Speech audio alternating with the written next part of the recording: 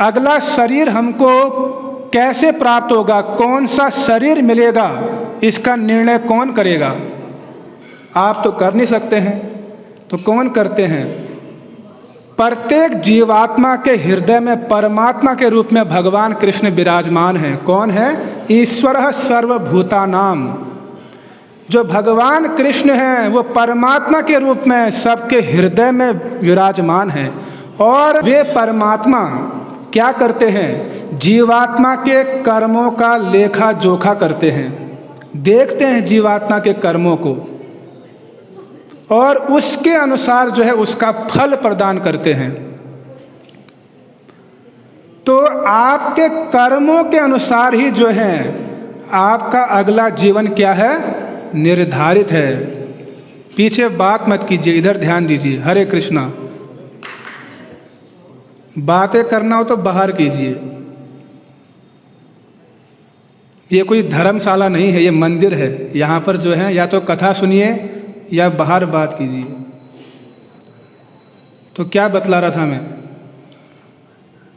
कर्मणा देव नेत्रेण, श्रीमद् भागवतम में भगवान कपिल देव अपनी मैया देहुति को बतलाते हैं कि जो जीवात्मा है अपने कर्मों के अनुसार जो है शरीर बदलता है। कर्मों के अनुसार हमको अगला शरीर प्राप्त होता है। लेकिन भगवान के विषय में ऐसा नहीं है। भगवान स्वतंत्र हैं। भगवान का जन्म कैसा है? जन्म कर्म च मे दिव्यम एवं यो वेत्ति तत्वतः।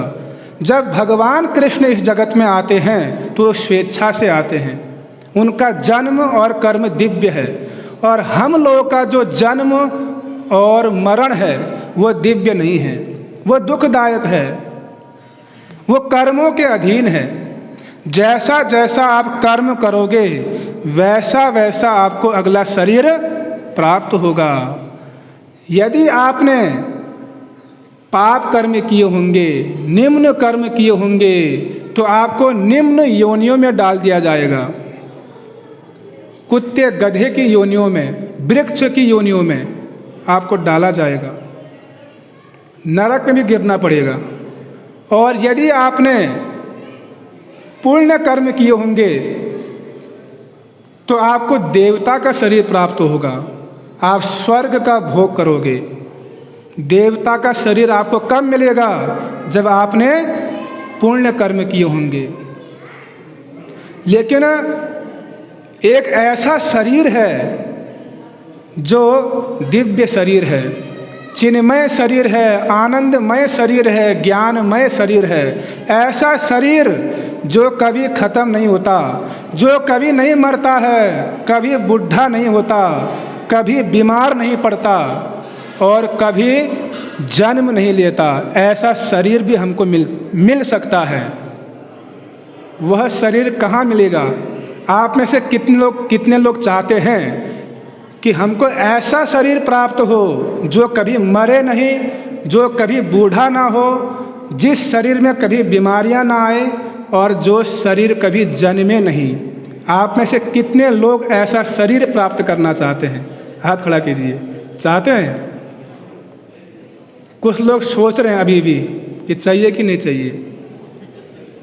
सोचना नहीं है। अभी हमको कौन सा शरीर मिला हुआ है? अभी जिस शरीर में आप विराजमान हैं, ये शरीर कैसा है? जन्म मृत्यु जरा व्याधि दुख दोषानुदर्शनम। भगवान बोले गीता में, जन्म मृत्यु बुढ़ापा बीमारियां इस शरीर में आती रहती हैं। आपको ऐसा शरीर मिला है जिसका जन्म होता है और जिसकी मृत्यु होती है और जिसमें बुढ़ापा आता है और जिसमें बीमारियां आती हैं। लेकिन एक ऐसा शरीर भी है जिसमें बुढ़ापा, बीमारियां, मृत्यु और जन्म नहीं है। वह शरीर हमको कहाँ प्राप्त होगा? वह शरीर हमको भगवान के दिव्य धाम गोलोक वृंदावन वैकुंठ लोक में प्राप्त होगा। और वहाँ जाने की जो विधि है, उस शरीर को प्राप्त करने की जो विधि है वो क्या है? भक्ति योग। क्या है? भक्ति योग। भगवान कृष्ण का भजन करने से, भगवान श्री कृष्ण की शुद्ध भक्ति करने से हमको ऐसा दिव्य शरीर प्राप्त होगा। पुण्य कर्म करने से आपको देवता का शरीर प्राप्त हो सकता है, लेकिन फिर आपको वापस नीचे गिरना पड़ेगा, और पाप कर्म करने से आपको निम्न योनियों में जाना पड़ेगा। और जो मनुष्य जन्म है वो तो बड़ा दुर्लभ है। 84 लाख प्रकार की योनियां हैं इस संसार में। कितने प्रकार की? श्रील प्रभुपाद जी बतलाते हैं कि हम इस संसार में 84 लाख प्रकार के घर बदल रहे हैं। कितने प्रकार के? यदि आपको ऐसा सुझाव दिया जाए कि आपको हर हफ्ते घर बदलते रहना है पूरे जीवन भर, कैसा लगेगा?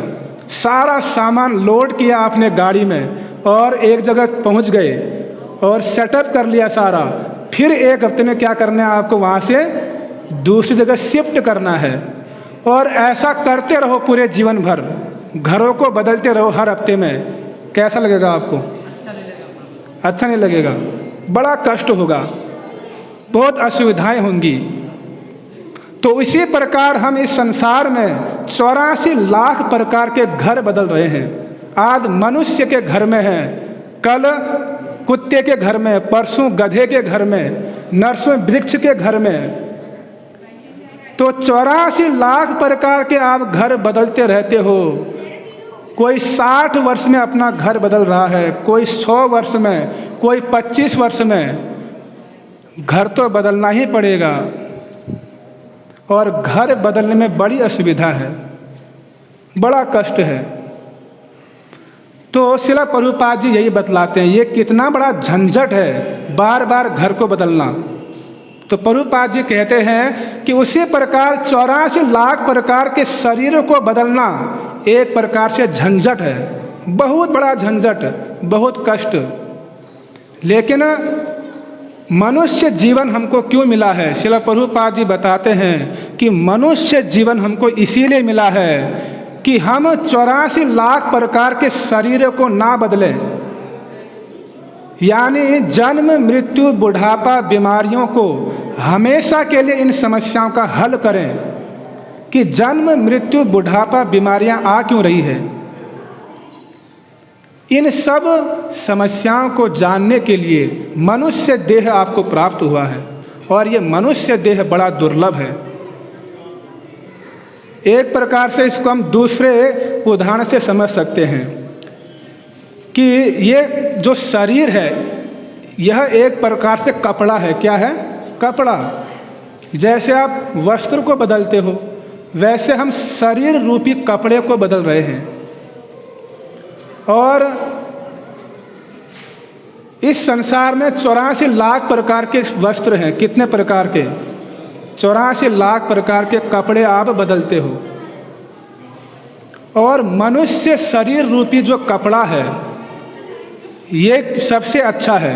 इसका नाप जो है एकदम फिट है। क्या है? एकदम फिट।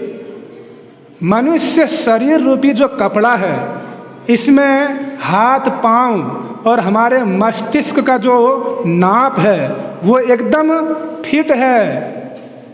लेकिन जो इसके मनुष्य शरीर रूपी वस्त्र के अलावा जो अन्य शरीर रूपी वस्त्र हैं उनमें नाप फिट नहीं है, वो बेनाप हैं। उनमें मस्तिष्क, पैर, हाथ ये फिट नहीं है।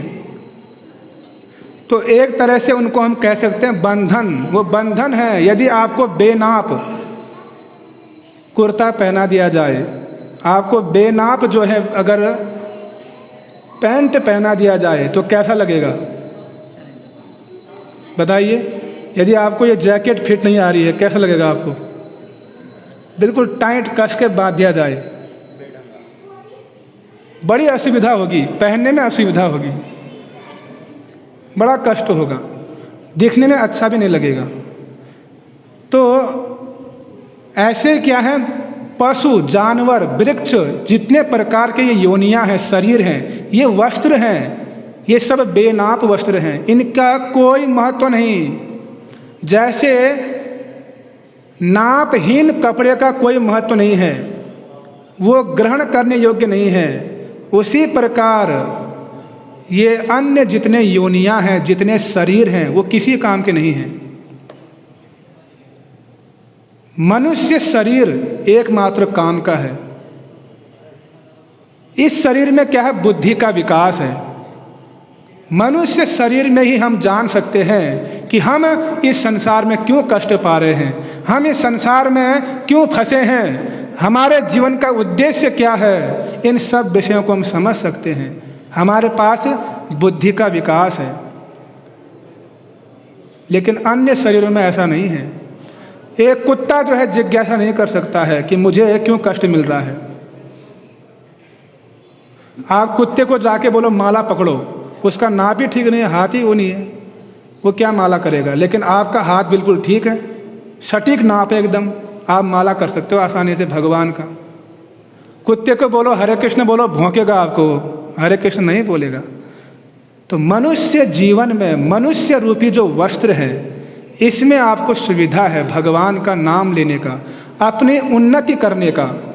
इस जन्म मृत्यु के चक्र से छूटने का एकमात्र जो उपाय है, एकमात्र जो महत्वपूर्ण वस्त्र है, वो है मनुष्य शरीर।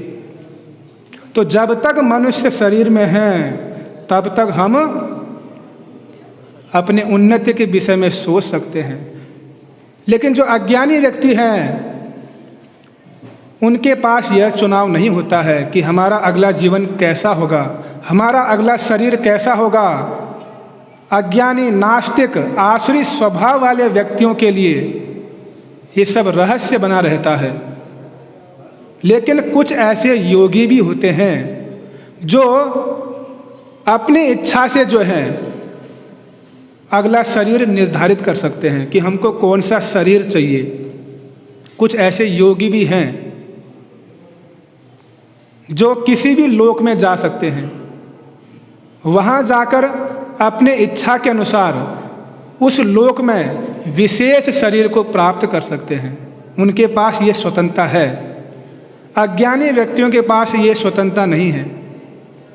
और इसके अलावा और एक विधि भगवान ने भगवद गीता में वर्णन किया कि हम जो है कैसे जो है अगला शरीर हम प्राप्त कर सकते हैं अपनी इच्छा के अनुसार।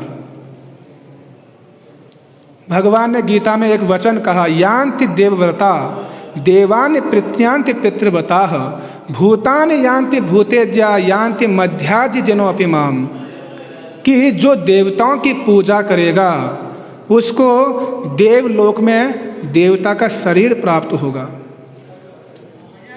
उसके लिए क्या करना पड़ेगा? देवताओं की पूजा करनी पड़ेगी। और जो अपने पितरों की पूजा करेंगे वो पितृलोक में जन्म लेंगे। और जो मेरी पूजा करेंगे यान्ति मध्याजी जिनो अपि माम, जो मेरा भजन करेंगे, भगवान कह रहे हैं, वो मेरे धाम को प्राप्त होंगे। यानी भगवान के वैकुंठ गोलोक वृंदावन हमको प्राप्त होगा और वहाँ पर हमको दिव्य शरीर प्राप्त होगा। तो ये हमको प्राप्त करना है। और भगवान के धाम में जाकर हम भगवान में मिलेंगे नहीं। जैसा कि जगत में लोग सोचते हैं कि आत्मा परमात्मा में कोई भेद नहीं है, आत्मा ही परमात्मा बन जाएगी, ऐसा लोग विचार रखते हैं। ऐसा नहीं है। आत्मा का अपना अस्तित्व है और भगवान का अपना अस्तित्व है। आत्मा के जो गुण हैं, आत्मा के गुण बताएं। आत्मा क्या? सनातन है। आत्मा अविनाशी है। आत्मा सदैव अस्तित्व में है। आत्मा का अपना अस्तित्व है और आत्मा का अपना आकार भी है। बाल के अग्र भाग के 10,000 गुना छोटा आत्मा का आकार है। और आत्मा जो है आश्चर्यजनक भी है। क्या आश्चर्य है आत्मा में? कि छोटे से छोटे कीटाणु के अंदर भी जो है और बड़े से बड़े हाथी के अंदर भी क्या करती है? शक्ति देती है। इतना बड़ा आश्चर्य। एक चींटी में प्रवेश कर जाती है और एक हाथी में प्रवेश कर जाती है। ये भी आश्चर्य है। और आत्मा और इस जड़ पदार्थ में क्या अंतर है? आत्मा शाश्वत है और ये भौतिक शरीर क्या है, परिवर्तनशील है, असत है। और आत्मा चेतनामय ज्ञानमय है और भौतिक शरीर अचेतनामय अज्ञानमय है। आत्मा आनंदमय है, भौतिक शरीर कष्टों से भरा है। इतना अंतर है आत्मा और शरीर में भी। आत्मा का अपना रूप है, लेकिन भौतिक शरीर को रूप दिया जाता है प्रकृति के द्वारा, अपना कोई अस्तित्व नहीं है। आत्मा का अपना निज अस्तित्व है, लेकिन भौतिक शरीर का अपना अस्तित्व नहीं है। आज है, कल समाप्त हो जाएगा। ऐसे ही आत्मा का जो संबंध है वो आध्यात्मिक जगत से है, भगवान का अंश है। और भौतिक शरीर का जो संबंध है वो इस संसार से है, भौतिक जगत से है। तो आत्मा शाश्वत है क्योंकि उसका संबंध शाश्वत जगत भगवान के धाम से है। और भौतिक शरीर का जो संबंध है वो अशाश्वत जगत से है, भौतिक जगत से। इसीलिए शरीर क्या है, नश्वर है, क्षणिक है, कुछ दिन में मिट जाएगा। तो जब तक ये मनुष्य शरीर मिला है तब तक हमको इसका लाभ उठाना चाहिए, भगवान का भजन करके।